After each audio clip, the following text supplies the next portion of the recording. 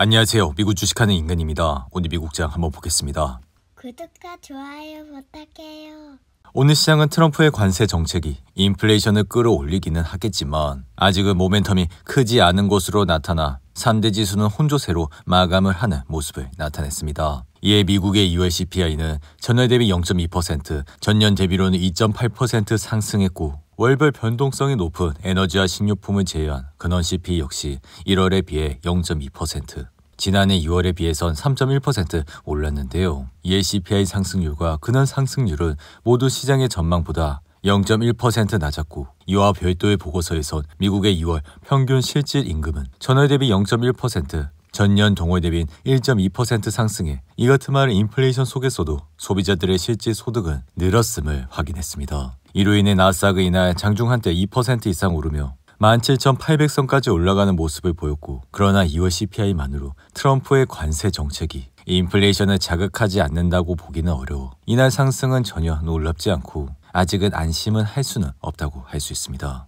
이에 따라 연준은 3월 FOMC 회의에서 금리를 동결할 가능성은 높지만 인플레이션 압력 완화와 미성장률 하강 위험 구조가 결합돼서 진행되면 통화 완화에는 더 가깝게 이동할 것으로 보여지는데요. 이에 시장은 연준이 6월을 시작으로 다시 금리 인하를 재개해 25bp씩 모두 3차례 기준금리를 내릴 것이라 기대를 하고 있고 연말에는 기준금리가 3.5에서 3.75%로 지금보다 0.75포인트 낮아질 것이라 예상을 하고 있습니다.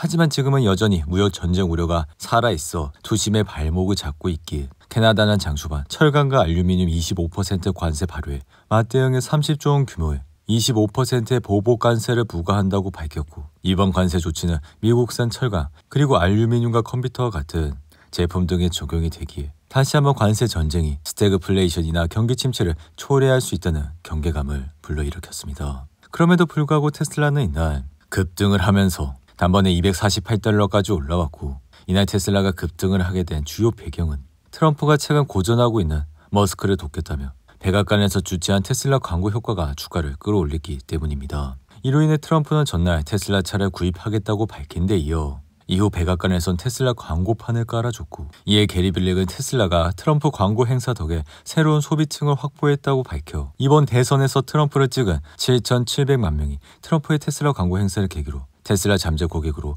유입이 됐다 밝혔습니다. 하지만 구겐하임은 최근 보고서에서 테슬라 매도를 권고하고 목표가도 낮춰 주가는 170달러까지 내려올 수 있다 밝혔는데요. 이에 이 같은 목표 주가 절하는 테슬라의 1분기 출하가 시장 전망을 크게 밑돌 것이라 현재 구겐하임은 1분기 출하 목표치를 기존 40만 5천 대에서 35만 8천 대로 내리는 모습까지 보여줬습니다. 여기에 지금 투자자들 상당수는 머스크의 정치 활동이 테슬라에 부정적 영향을 주는 주요 요인으로 꼽아 모건스탠은 최근 설문조사에서 응답자의 85%가 머스크의 정치 활동이 테슬라의 사업 펀더멘털에 부정적이거나 아주 부정적인 영향을 준다고 밝혔는데요. 이로 인해 구체적으로는 응답자의 45%가 부정적이라고 답했고 나머지 40%는 아주 부정적이란 견해를 밝혀 이러한 결과는 머스크가 미국과 국제 정치에서 요주의 인물로 부상함에 따라 그에 대한 대중의 불만이 고조되고 있는 최근의 징후를 보여주고 있다 할 수 있습니다. 이에 테슬라의 주가는 단기적으로 300달러라는 지지선이 무너진 이후 속절없이 내려왔고 여기에 수요 감소와 경쟁 심화로 주가의 변동성 역시 커지고 있는데요. 그럼에도 불구하고 앞으로 테슬라 주가를 움직일 주요 이벤트로는 다가오는 6월 텍사스에서 로보택시 서비스 개시와 휴머노이드 기술 공개가 있기에 웨더비시는 이날 보고서에서도 테슬라의 시장 수익률 상해 등급과 목표가를 550달러를 유지해 지금보다 주가는 135%나 상승을 할 수 있다 밝혔습니다. 이어 엔비디아 역시 이날 큰 폭으로 올라 115달러까지 치솟았고 전날 1% 상승에 이어 이틀 연속 상승세를 보이며 지난 6개월 만에 내줬던 110달러 선을 회복하는 모습을 보여줬는데요. 이에 이날 주가는 전날보다 약 4% 오른 114달러의 거래를 시작한 뒤 상승분을 일부 반납은 했지만 이후 시간이 지나면서 다시 상승폭을 키우는 모습을 보여줬습니다. 이에 따라 엔비디아가 이날 급등을 하게 된 주요 배경으론 인텔에 대한 투자 가능성이 있었기 때문인데요. 이에 TSMC는 인텔에 대한 합작 투자를 엔비디아에 제안을 했고 여기에 AMD와 프로드컴 그리고 퀄컴 등의 인텔 공장에 대한 지분 투자를 제한한 것으로 알려져 이 같은 말은 미국 내 제조 능력이 증가하면 그동안 주가의 발목을 잡았던 관세와 수출 규정의 불확실성이 상쇄가 되기에 엔비디아 주가는 이날 큰 폭으로 상승을 하는 모습을 보여줬습니다.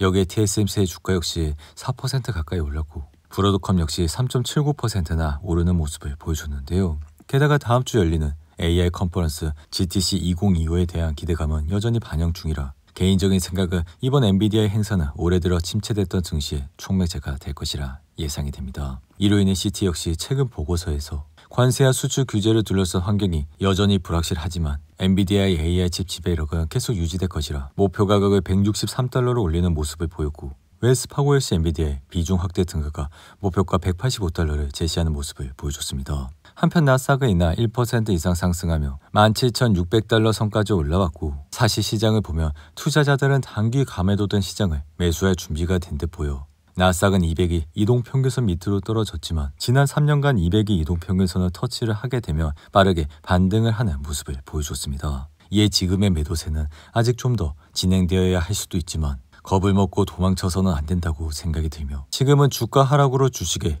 위험 프리미엄이 급등해 빅테크 기업들도 균열이 생기지 않았고 경제 데이터도 지속적 확장을 시사하고 있어 증시는 절벽에서 절대로 떨어지지는 않을 것 같다고 생각이 듭니다. 이어 데이터 소프트웨어 분석 업체인 팔란티어는 이날 7% 이상 올라 단번에 83달러까지 올라왔고 이날 팔란티어가 상승을 하게 된 주요 배경으론 월그린과 하이네켄과 같은 새로운 고객사를 발표했기 때문입니다. 여기에 편의점 체인 레이스트랙과 데이터 관련 기업 리코드도 팔란티어의 고객 명단에 새롭게 추가되어 팔란티어는 이날 큰 폭으로 상승을 했는데요.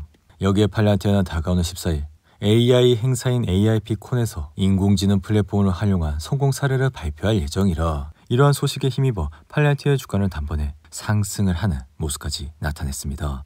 이에 팔란티어를 여전히 좋게 보고 있는 이유는 지난 몇 분기 동안 돈을 잘 벌고 있고 여기에 매출 성장세까지 이뤄 앞으로도 이러한 주식을 저가 매수하자 말씀을 드렸는데요. 한편 가상화폐 대장 비트코인은 78,000달러의 지지와 83,000달러의 저항선 사이에서 변동성을 보이며 중요한 결정을 앞두고 있고 이러한 주요 가격 범위 내에서 좁은 변동성을 보여 이 구간을 돌파하는 방향에 따라 향후 시장 흐름이 결정될 전망이라 최근 비트코인은 하락세를 보이며 8만 달러 아래로 떨어졌으나 이후 강한 반등세를 보였고 이는 주요 매수세가 유입되면서 매도 압력을 소화했기 때문으로 풀이가 됩니다. 이에 따라 비트코인이 78,000달러 지지를 유지하며 상단 저항을 돌파할 경우 9만 달러로 회복할 가능성이 크며 반면 78,000달러를 하향 이탈할 경우 추가적인 가격 조정은 충분히 예상을 할 수 있습니다. 여기에 비트코인은 88,000이라는 지지선이 무너진 이후 지금은 72,000달러가 강력한 지지선으로 작용을 하고 있기에 이 수준에서 반등을 할 경우 새로운 상승 사이클은 다시 시작될 수 있다 생각이 드는데요.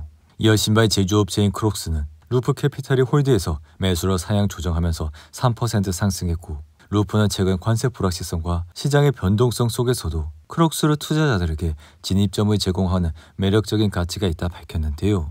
반면 주거용 태양열 에너지 회사인 선런은 제프리스가 태양열 에너지 부분에 인플레이션 감소법에 둘러싼 지속적인 불확실성을 이유로 매수에서 홀드로 하향 조정한 이후 주가는 7% 가까이 하락했고 온라인 마켓플레이스 회사인 그로포는 연간 매출 전망이 월가의 예측을 넘어선 이후 주가는 39% 이상 급등을 하는 모습을 보여줬습니다. 이어 덴마크 제약회사인 노보노디스크는 동종기업인 로슈가 체중 감량 약물을 개발하기 위해 최대 53억 달러 상당의 계약을 체결했다는 소식에 4% 이상 하락했고 인텔은 TSMC가 엔비디아와 AMD 그리고 브로드컴의 인텔의 파운드리 사업부를 운영하기 위한 합작 투자를 제안했다고 보도가 나온 이후 주가는 3% 이상 급등을 하는 모습을 보여줬습니다.